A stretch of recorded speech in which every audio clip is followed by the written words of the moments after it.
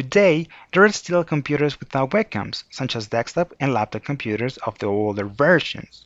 If you have an Android cell phone and need to make a meeting or conference in which you have to show your camera, simple, you can turn your phone into a webcam or webcam.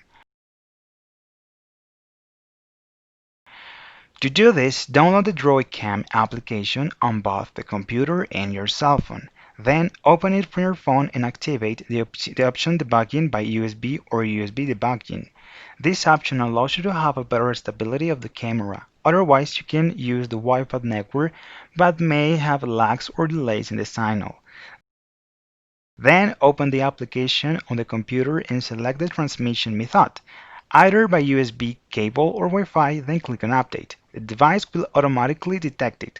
Choose if you want only video or also audio to be transmitted and click on Start.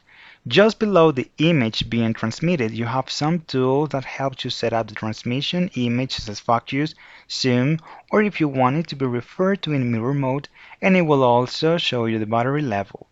This is a useful feature, especially for teachers and students who do the class exercise virtually, and surely their computers do not have a built-in camera.